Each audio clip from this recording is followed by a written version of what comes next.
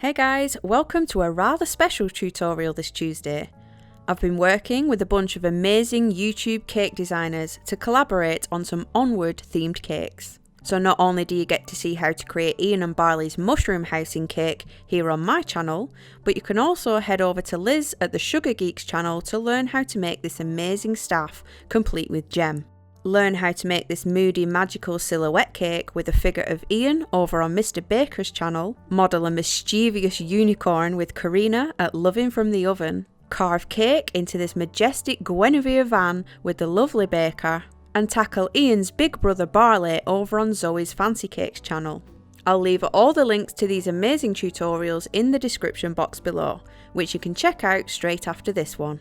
Huge thanks to these amazing artists who helped pull this all together. So I'm starting with a 5-inch cake that I'm sticking to a large drum using ganache. Fill and stack the cakes until you are roughly 3 cakes high. You'll notice this is quite high compared to the actual base of the mushroom house, but the underneath of the mushroom cap will hide most of it, so it works out fine in the end. We want a very slight plant pot shape, so we're just trimming off the top edge. Now cover it in a layer of ganache just to seal it in and put it to one side. Next up is the mushroom cap. Here I've got a piece of foam core that I've cut into an 8-inch circle. If you're new here, you'll find all the things I use listed in the description box. Stick on your 8-inch cake with ganache and layer another one on top. Next you can move to 5-inch cakes as we will trimming it all down. First, keep in mind where the centre of the cake is and start trimming at an angle towards the board. Keep this piece on top so you know where the middle is and start taking off those sharp corners to round it all out. At this point, we're just aiming for a soft cone shape.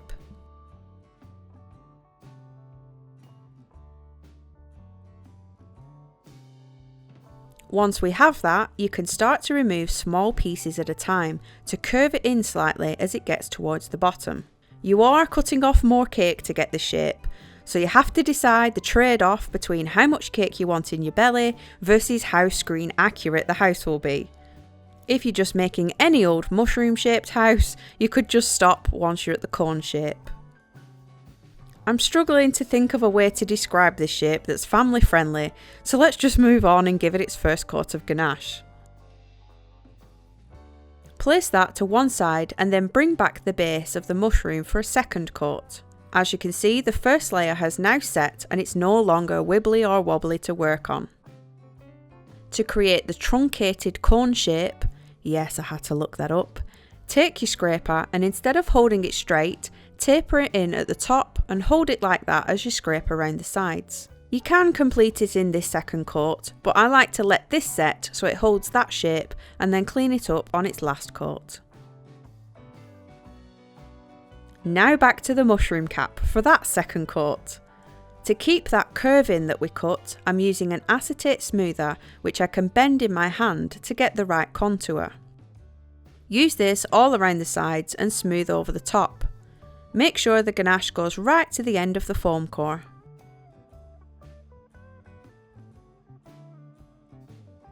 Then finally it goes on our last layer on the base of the mushroom, just to clean it up a bit. Once that's set, I've cut strips of a very pale pink and starting at the bottom, wrap it all the way around and trim it where it meets. Then continue all the way up, slightly overlapping each strip until you get right to the top.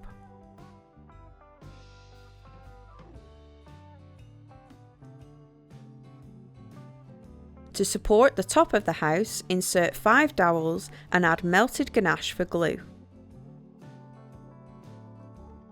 Place on the top and push it central before it dries. It's important you leave this to fully set and stick before continuing with the next step. Brush the hole underneath of the foam core with piping gel. Water won't be strong enough. And take a big chunky sausage of white paste and push it gently into the piping gel. Don't force it too hard or you may push the top of the mushroom off. Once it's all on, gently shape the paste so it gets thinner as it meets the end of the board. I'm holding the top of the mushroom here so I don't end up popping it off. Now sugar paste will stick well to other sugar paste with just water, so dampen the whole of the sausage. Now I have a pale yellowy brown which I've rolled out into a thick strip. Stick this to cover the white sausage and come up over the foam core. Using a Dresden tool, mark in the gills all the way around. You can make some deep and some shallow just by applying more or less pressure. As you can see, the stalk of the mushroom now looks shorter as we've added the gills. Dampen the whole mushroom top and cover it in white sugar paste, smoothing out any pleats.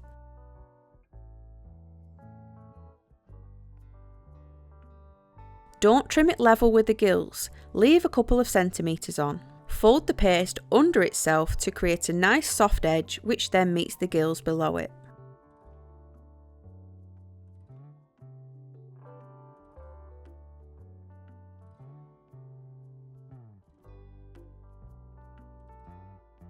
I've filled my airbrush with yellow and a slight touch of brown for this golden colour.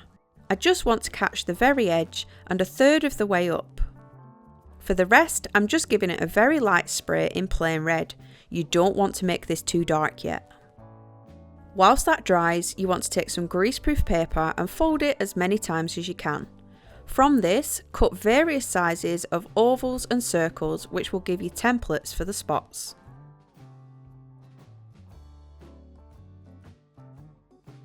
Now make sure your mushroom is dry before attaching these. I'm using an acupuncture needle in the centre of each spot to hold it in place. Usually I would use Trex, which is the same as Crisco, but as I'm continuing to airbrush in the circles afterwards, the veg fat will act as a barrier and won't colour it consistently. If you were leaving your spots white or the pale red colour underneath, then the veg fat will work fine. But if you want to create a more screen accurate version like this one, where the spots are subtle, you'll need plenty of acupuncture needles. I'm doing one patch at a time. Take your red and spray over the dots, keeping it to deep red at the top and fading out lighter at the bottom. As you remove the spots, you'll see the pattern you've created. Then simply move your templates to create another patch next to it, and again spraying deep red at the top and lighter towards the bottom until you've gone all the way around. Now it wouldn't be a little cherry tutorial if I hadn't lost some footage, but as you can see I've made the dots much more subtle just by spraying over them in red. You wouldn't have been able to get this effect by using Trex to stick the spots on, as the spray wouldn't have taken to it. Again, if you were just creating any old mushroom house, you can leave the spots more prominent. Now time for the board. Cover around the base in green paste. There's a full tutorial on this method which I'll leave linked below. A lot of you have told me you are now converted to the toilet seat method, which is great to hear. Ian and Barley's grass isn't quite as lush green, so we're taking some spruce green gel on a fluffy brush and dipping it straight in without any water. You can stipple and distribute the gel around the bristles by dabbing it on a plate. Apply this around the whole board, and then you can do the same by adding a little dark brown for a muddy green effect.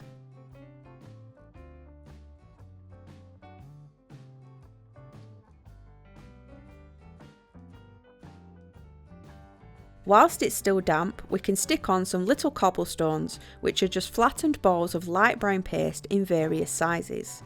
No need to go right up to the base as we are adding a porch. Now take your scalpel and trim out a large rectangle where we're going to place the front door, and also cut out an arched window on the left and a little tiny one on the right.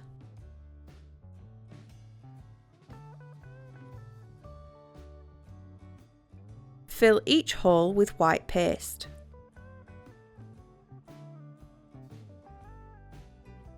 With a Dresden tool and a reference picture, mark in the inner details, such as splitting the left window into 3 panels and adding a decorative piece to the one on the right. Just leave the front door for now. For the porch, you'll need some sort of brick texture. I have this Crazy Paving by Katie Sue. a cobblestone one which came as part of a set with wood grain, and then this tiny cobblestone one as a plastic impression mat. The other stones are a little too big as we're working at a small scale, so I think the smaller stones will work better. Again, any tools I use I will try to link below.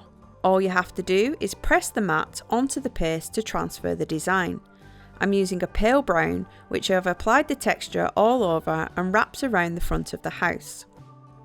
With the end of a paintbrush, I'm just marking in roughly where I want the porch supports to be. From there, I can cut it down to the right width and then take out a strip between those markings and insert a thinner piece so it looks like a little step.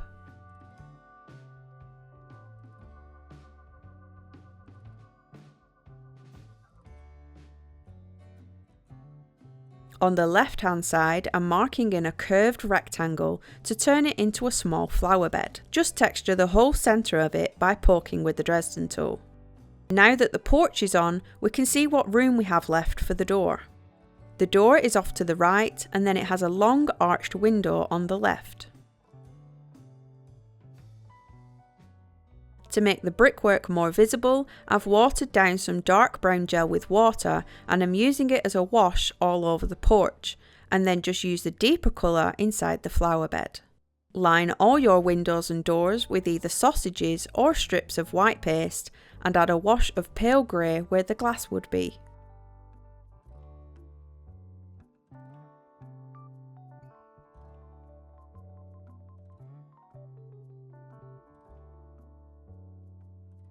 For a door handle, squash a tiny oval of paste, poke a hole for the lock and add a tiny rice-shaped piece for the handle.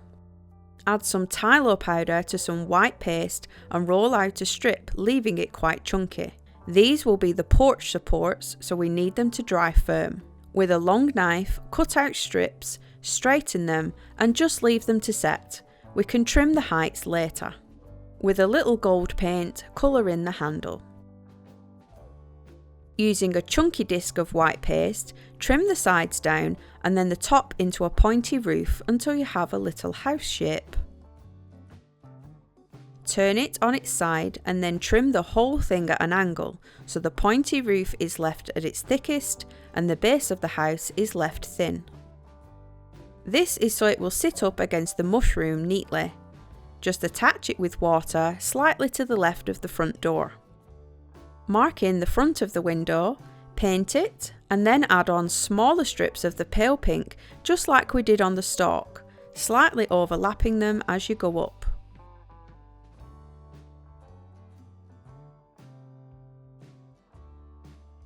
The roof is just a rectangle of grey paste laid over the point and cut level. With the Dresden tool, mark in the roof tiles.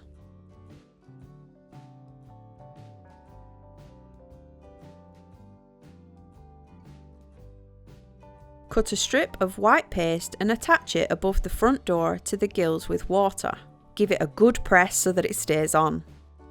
Now that the supports have dried, we can cut the base flat. Hold it up to see where to cut it to the right height, and then stick it into place with water. Add 2 to the front step, and then 1 at the end of the porch, with the top cut at an angle so it will sit against the gills.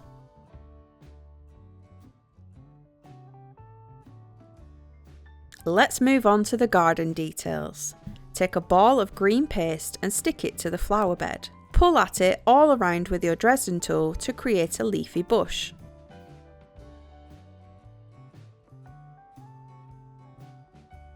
For the terracotta colour, I mixed orange with a touch of brown and a little bit of red. Start with a ball and then roll it between your hands whilst resting it on the worktop for a thimble shape. Trim the top and the bottoms flat. Roll a thin sausage of the same colour and wrap it around the base, trimming it at the join. As you stick this down and turn it over, it creates the lip of the plant pot. Make a few in different sizes and heights and arrange them around the porch. For one of the plants, make various spikes of green and bunch them all together, pinching and cutting the base flat for a spiky plant. Stick this in the plant pot on the left. Most of the other plant pots are actually empty, so you can just paint the tops with black paint. Also, paint a dark brown circle on the grass and line it with pale brown ovals for rocks. Using the same method as the other bushes, make a small bush for the centre. Whilst we have the green, make a chunky disc and mark lines around the edge with a Dresden tool. Sandwich this between two thin yellow circles for a hose reel and also stick this to the porch. Roll a long thin green string, place it over the reel, off the porch and into the garden leading towards the plant. Make a cone of yellow and press in a nozzle at the very top.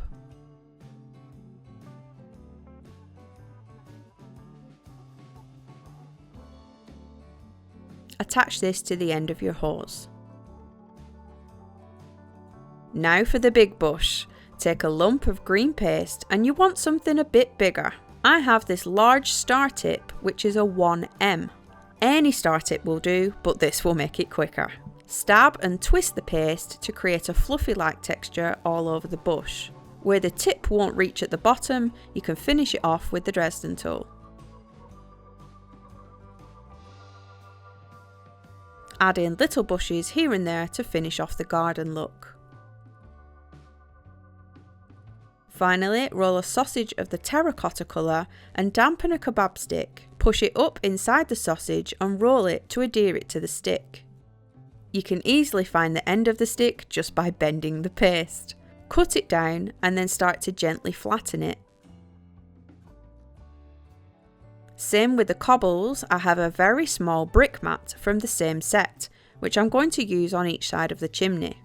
If you don't have one this small, you can simply mark the lines in yourself. Trim the chimney down so all the sides are flat and texture it all the way around.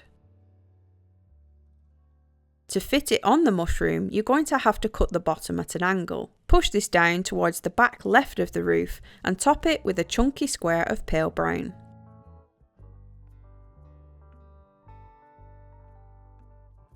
On top of this is a small rectangle of grey paste looped over to look like a little tunnel. An optional step is to paint a pale grey pattern on the porch supports. And we are finally done. Lots of details on this one, but hopefully you stuck around and enjoyed it. Lots of ideas you can run with, as you can create your own fairy style mushroom houses in whatever colour and patterns you like. Hopefully it's close to Ian and Barley's house, as I haven't been able to see the film yet, but I can't wait to watch it. Let me know if you enjoyed this one in the comments below, and if you're new here, please hit the subscribe button for tutorials just like this every Tuesday. Don't forget to check out all the other Onward theme cakes in the collaboration, they've all worked super hard. You'll find them listed in the description box below. Thanks guys, see you next week.